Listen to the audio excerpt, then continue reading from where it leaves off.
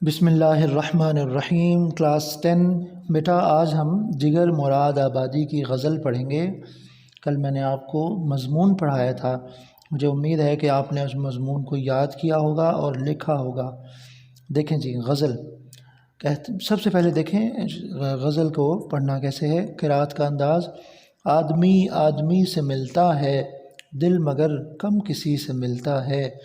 بھول جاتا ہوں میں ستم اس کے، وہ کچھ اس سادگی سے ملتا ہے۔ دیکھیے بھول جاتا ہوں میں ستم اس کے، میں نے ایسے نہیں پڑھا۔ شعر کا ہر مصرے کا ہر ایک لفظ دوسرے میں پیوست ہوتا ہے۔ بھول جاتا ہوں میں ستم مس کے، وہ کچھ چھس ٹھیک ہے، وہ کچھ اس سادگی سے ملتا ہے۔ آج کیا بات ہے کہ پھولوں کا رنگ تیری ہنسی سے ملتا ہے۔ سلسلہ فتنہ قیامت کا تیری خوش قامتی سے ملتا ہے۔ مل کے بھی جو کبھی نہیں ملتا، ٹوٹ کر دل اسی سے ملتا ہے۔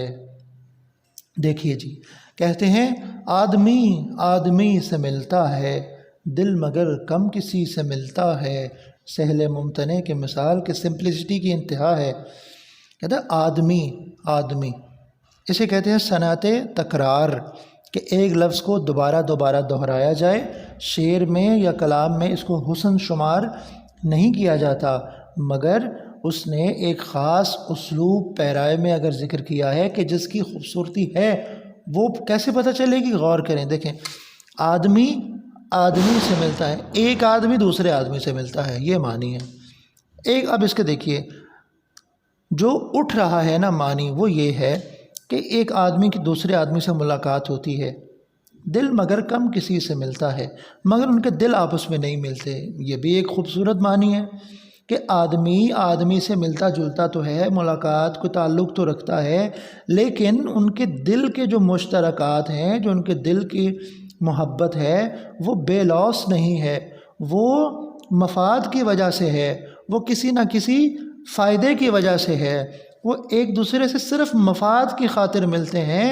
تعلق جو ہے ان کا، جو ملاقاتیں ہیں، وہ کسی نہ کسی مفاد کی وجہ سے ہے، لیکن جو اصل اس کا خوبصورت معنی ہے وہ یہ ہے کہ آدمی آدمی سے ملتا ہے، یعنی ملتا جلتا ہے، ان کی شکلیں آپس میں ملتی ہیں لیکن ان کے دل نہیں آپس میں ملتے، ان کے نظریات آپس میں نہیں ملتے۔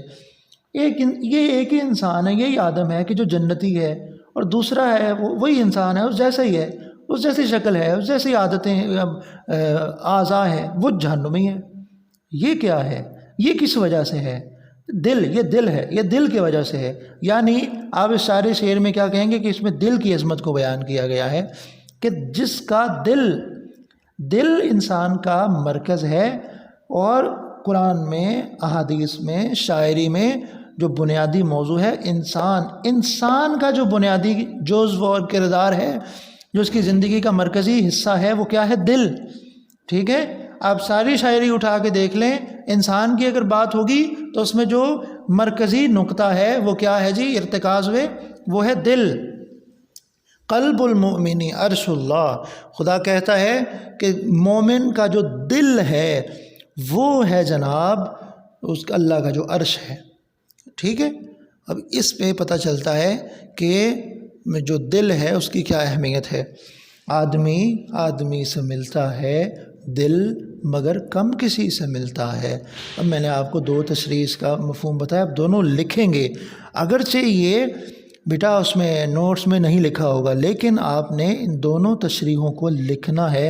اس کا یہ بھی معنی ہو سکتا ہے، اس کا یہ بھی معنی ہو سکتا ہے۔ نوٹ سے آپ نے زیادہ سے زیادہ جو چیز لینی ہے وہ یہ انداز، کہ اس کا اسلوب کیا ہے، تشریح کا انداز کیا ہے، وہ میں آپ کو بتا بھی دیتا ہوں، لیکن بتائی ہوئی چیز اب طلبہ بھول جاتے ہیں، تو وہ لکھی ہوئی ہے، اس چیز کو رٹا لگا لیں کہ سب سے پہلے آپ نے غزل جو گو شاعر ہے اس کا تعارف دینا ہے 1-2 لائنوں میں، پھر اس طرح آنا ہے جناب 2 صفحوں تک لے کے جانا ہے اور حوالے کے شعر لکھنے ہیں۔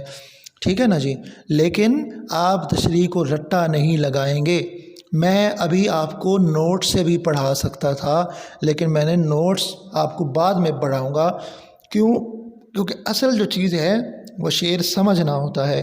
آپ کو شعر سمجھ آ گیا، آپ کو نوٹس کی ضرورت ہی نہیں پڑے گی۔ ٹھیک ہے، دیکھیں تو میں نے آپ کو دو اس کے مفہوم بتائے ہیں کہ ایک تو یہ ہے کہ آدمی کا جو آدمی سے تعلق ہے وہ مفاد کی وجہ سے ہے، دوسرا کہ آدمی سے ملتا جلتا تو ہے، ان کی شکلیں تو ایک جیسی ہیں، دو ہاتھ ہیں سب کے، دو آنکھیں ہیں، دو کان ہیں جناب، سر ہے، وہ ایک جیسے اعضاء ہیں، دل نہیں آپس میں ملتا۔ حالانکہ آپ دیکھیں تو دل بھی میں ایک جیسے ہی ہیں، جو دل جو ہے وہ لوتھڑا جو ہے گوشت کا، لیکن جہاں دل مراد لیا جائے گا تو دل سے مراد وہ نہیں ہے جو پمپ کر رہا ہے، دل سے مراد شخصیت، نظریات، ٹھیک ہے۔ تو اردو شاعری میں یا قرآن میں جہاں دل مراد لیا جاتا ہے اس سے مراد لوتھڑا یا گوشت کا ٹکڑا نہیں ہوتا جس پہ سٹنٹ ڈالتے ہیں، نہیں، دل پورا انسان کا جسم ہی دل ہے، انسان ہے ہی دل، آپ شارٹ فارم میں کہیں نا انسان کیا ہے، دل ہے، ٹھیک ہے۔ آگے کہتا ہے بھول جاتا ہوں میں ستم اس کے وہ کچھ سادگی سے ملتا ہے، کہتا ہے کہ میں محبوب سے جب ملا نہیں ہوتا تو میں کہتا ہوں کہ میں اسے شکوے کروں گا، شکایتیں کروں گا کہ وہ مجھے بڑا تڑپاتا ہے، کہتا ہے کہ میں بھول جاتا ہوں ستم اس کے کب وہ کچھ سادگی سے ملتا ہے، جب ملتا ہے تو اس کی آنکھوں میں، نگاہوں میں، چہرے پر اس قدر سادگی ہوتی ہے کہ میں سب کچھ بھول جاتا ہوں۔ اب سادگی، اب یہ کیسی خوبصورت موضوع ہے کہ سادگی کیا ہوتی ہے؟ گندے کپڑے پہننا ہیں جی، یا میک اپ نہ کرنا، یہ سادگی ہوتا ہے؟ سادگی اٹ سیلف سادگی ہوتا ہے، سادگی کیا تعریف ہے، ٹھیک ہے۔ اچھے چہرے کو جو ہے وہ مشاطگی کی ضرورت نہیں ہوتی، اچھا جو چہرہ ہوتا ہے وہ بس منہ دھو لے یا ایسی، یہ تو بس ایسی باتیں ہیں۔ خوبصورت چہرے کو جو ہے نا یہ حاجت نہیں ہوتی یہ مشاطگی کی، یہ سرخی پاؤڈر کی، اس چیز کی ضرورت نہیں ہوتی، یہ سادگی ہوتی ہے نا جی۔ اخلاق میں سادگی ہوتی ہے، تعلیم سادگی کا نام ہے۔ سادگی کی کوئی آپ جو کہنا ایک لائن میں تعریف کریں تو آپ کے لیول پر اگر سادگی کی تعریف کی تو آپ کو بالکل سمجھ نہیں آئے گی۔ بس یہ سمجھ لیں کہ اپنے آپ کو محدود رکھنا اور جو آپ کے وقت کا تقاضا ہے وہی سر انجام دینا، اسی کو سادگی کہتے ہیں، ٹھیک ہے۔ کہتا ہے بھول جاتا ہوں میں ستم اس کے وہ کچھ سادگی سے ملتا ہے، دیکھیے وہ کچھ سادگی سے ملتا ہے، کہتا ہے اس سادگی سے، اصل جو لطف ہے وہ اس، یعنی ایسا انداز ہوتا ہے، سادگی ہوتی ہے لیکن ایسی سادگی ہوتی ہے کہ میں بھول جاتا ہوں ستم اس کے، ٹھیک ہے، سارے ستم بھول جاتا ہوں۔ یعنی اب اس میں دیکھیے محبوب کی سادگی کی تعریف ہے، اب جو دوسرا محبوب ہے غزل میں وہ بڑے ناز نخرے دکھانے والا ہے، یوں وہ جو میر کی ہم نے 9th کلاس میں شعر پڑھا تھا کہ میں جو بولا کہا کہ یہ آواز اسی خانہ خراب کی سی ہے، وہ دیکھیے اس کا محبوب کیسا ہے کہ بھول جو ہے وہ محبوب کی آواز سن کے بھی کہہ رہا ہے یہ تو پاگل ہے، لیکن یہاں وہ کہہ رہا ہے کہ محبوب بھی جو ہے وہ راہ راست پہ۔ ہاں غالب نے کیا کہا، چلیں غالب نے جو بھی کہا وہ اس وقت فوراً ذہن میں نہیں آئے گا تو آپ لوگوں کو انتظار نہیں کروانا۔ دیکھیں جی